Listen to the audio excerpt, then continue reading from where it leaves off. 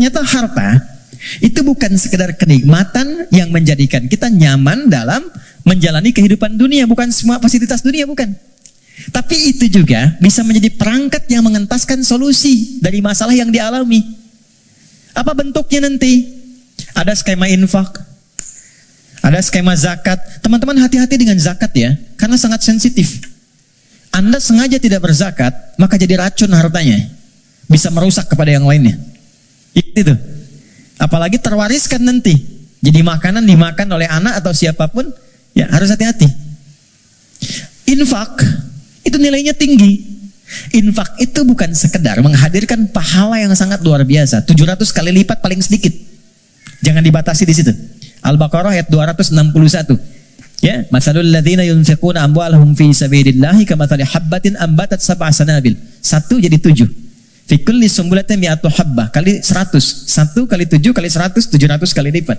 Itu maksudnya pahala ya. Pahala, bukan perkalian feedback ke kita, bukan.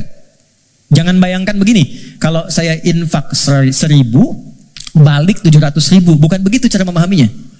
Itu nggak tepat. Yang dimaksud, Anda mendapatkan 700 kali lipat pahala di akhirat nanti. Jarak satu keduanya 500 tahun, 2 ketiga 500 tahun, itu di akhirat. Di dunianya dapat apa? Nah, di dunia itu pancaran keberkahan. Di antara pancaran keberkahannya ada 2.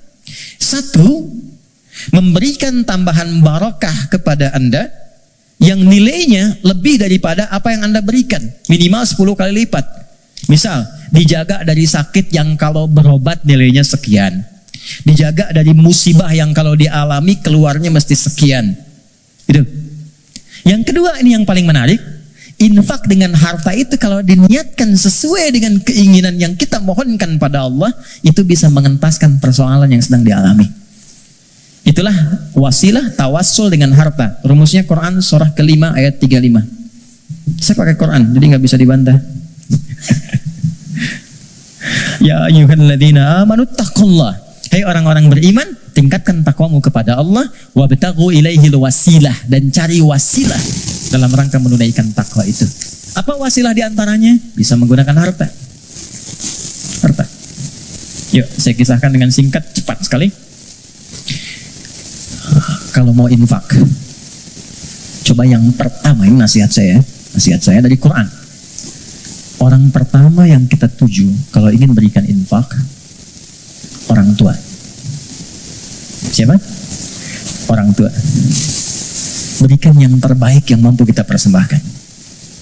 Itu ada di Quran surah kedua ayat 215. Yas'alunaka madza yunfiqun. Mereka banyak berkonsultasi, bertanya pada Muhammad, apa yang harus diberikan kalau pengen infak? Dijawab oleh Quran dengan 2 jawaban. Qul ma anfaqtum min khair. Katakan kalau ingin infak, kaidah pertama yang terbaik. Misal, Anda beli mangga 5, ibu masih ada. Berikan yang paling besar, yang paling bagus, yang terbaik itu buat ibu. Kalau mau dibagi. Contoh aja. Kemudian lil walidain, urutannya kalau ingin diberikan 1 yang pertama orang tua, belakangnya nanti ada 4 lagi, 5 golongan utama. Wal aqrabin, kerabat terdekat. Wal yatama, orang-orang yatim. Wal masakin, orang-orang miskin. Wabnis sabil, orang yang kesulitan di perjalanan. Tapi yang pertama orang tua.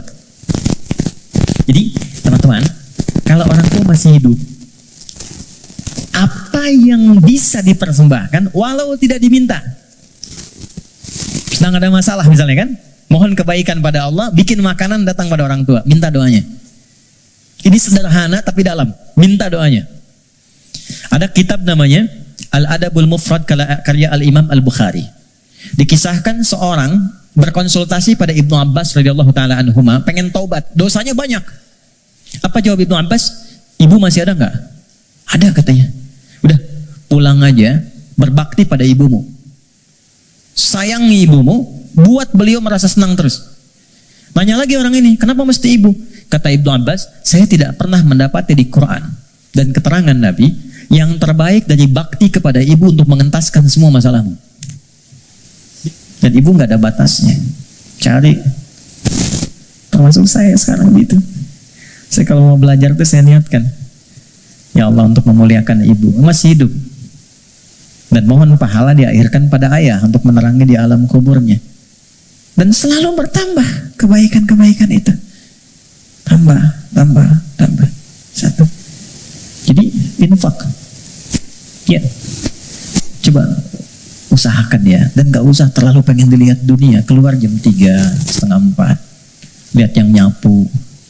Yang lagi dorong makanan tuh. Yang dari semalaman bekerja. Pernah nggak teman-teman kalau keluar gitu? Kadang-kadang ada yang dorong sampingnya masih murojaah, ada yang masih sholat. Saya sering nangis tuh, lihat, ya Allah, ya orang udah banyak praktek, kita banyak ceramah. Ya, udah datang. Kita cuma sampaikan nitip ya, itu baru lihat aja sudah nangis. Ya Allah, terima kasih Pak. Ya Allah, mudah-mudahan Bapak rezekinya lancar ya Pak, sehat ya Pak. Mudah-mudahan semua keluarganya baik-baik ya Pak. Itu ya Allah. Memberi sedikit tapi dapatnya banyak gitu. Itu berharga banget. Yang terakhir Quran. Walladzina yu'minuna bima unzila ilaika wa ma unzila min qablik. Nah, dekati dengan Quran. Ya, saya lihat banyak anak-anak tuh ya. Dekatkan dengan Quran. Walaupun anak-anak yang belajar Qurannya, antum akan dapat berkahnya. Akan dapat kenyamanannya, ketenangannya. Coba tuh, yang di RKM tuh, ya, yang meluangkan waktu dan sebagainya. Memang awalnya lelah, capek, tapi ketika nggak ada libur, ada yang hilang tuh. Nanti ada kenyamanan, ketenangan, kebahagiaan, apalagi pas wisuda dan sebagainya. Tapi yang paling ingin saya sampaikan, ini sudah nyata. Kalau Quran sudah ada di lingkungan kehidupan, maka rumahnya jadi cahaya, ketenangan akan datang. Saya pernah diminta kedutaan Saudi 2018 untuk menjadi Amirul Hajj. Berangkat, mimpin rombongan. Saya kira siapa hampir 500 orang. 2/3 anak-anak kecil penghafal Quran. Ternyata yang digendong bapaknya, ibunya, temannya, gurunya. Yang hafal Quran anaknya, bapak ibu yang nabung bertahun-tahun, puluhan tahun, nggak keluar itu dan kuota nggak dapat, itu berkahnya lewat anaknya. Ada di Jakarta itu di Kemang, disebut nama lah. Ada Fitra namanya. Orang mengatakan terbatas. Bicara lambat, pergerakan, gak bisa jalan, ya normal begitu. Tapi dia menghafal Quran. Setoran. Berapa ayat? Yang paling menarik, Allah titipkan. Dapat hadiah umrah. Berangkat dengan ibunya. Ibu udah nabung, udah segala rupa. Gak punya biaya. Demi Allah, sampai di Madinah. Sampai di Mekah. Dari sejak Madinah sampai tawaf di Ka'bah itu, di Mekah. Ibunya gendong anaknya. Padahal sudah kami kirimkan santri dan juga mutawif untuk gendong itu. Ibunya nolak, enggak. Bu, ibu kan yang mengandungnya, udah bawa dia. Kenapa sekarang masih digendong juga? Justru saya bersyukur kepada Allah dengan adanya fitrah ini. Dialah yang telah membawa saya ke sini. Maka biarkan saya menggendongnya sebagai syukur saya kepada Allah. Ya. Jadi jangan melihat anak Anda punya kekurangan. Gak ada, anak itu semua istimewa. Jangan lihat fisiknya, jangan lihat perilakunya.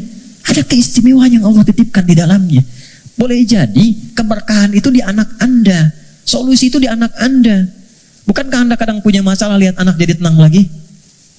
Pulang dari kantor lihat anak merajaah, anak menunggu, anak memanggil, Anda ceria lagi. Dekatkan mereka dengan Quran. Gak ada yang paling indah kecuali Anda pulang dari pekerjaan, dibuka anak Anda yang 4-5 tahun tiba-tiba mengatakan amma yatasa'adun anin naba'il azim. Anda lihat dari belakang. Demi Allah, kecuali Anda mengejarnya, nunggu di belakang, Anda peluk dia dan keluarlah air mata itu. Gak ada yang paling indah. Dan itu mahal. Apalagi ketika anak Anda telepon, Papa, dia gak bisa berkata-kata. Kenapa Anda? Aku telah selesai hafalan 30 juz. Udah, kontrak sebesar apapun gak akan bisa membeli itu. Jatuh Anda sujud, kharru sujada, sujud. Takwa itu simpel, takwa itu sederhana. Wabil akhirati hum yuqinun. Jangan larut dengan masalah dunia, ya, sehingga menjadikan Anda meratap dan Anda tidak move on dengan kehidupan berikutnya. Ini sebentar, bukan cuma Anda yang punya masalah, orang lain punya masalah juga. Apakah kebahagiaan yang banyak di masa lalu menjadikan Anda lupa dan habis dengan kesulitan yang hanya sekejap di masa kini? Ada masalah baru 5 menit, Anda hidup udah 50 tahun. Anda lupa dengan kebahagiaan 50 tahun sehingga habis dengan masalah yang 5 menit. Ingat, kita akan pulang. Kata Allah, bil akhirati hum yuqinun. Ya, yakin dengan akhirat. Kalau nggak dapat di sini, di akhirat pasti diberikan. Maka ayat kelimanya, orang yang mampu menerjemahkan takwa dengan kiat-kiat tadi, ulaika ala hudam mir rabbihim wa ulaika humul muflihun. Maka ia akan selalu lekat dengan petunjuk dan lindungan Allah, dan kebahagiaan melekat dalam titian kehidupannya. Maka kita teruskan, kembalikan, dan kita akhiri dengan Quran surah ke-65 di akhir ayat kedua, di awal ayat ketiga yang sudah dibalik tadi di belakang.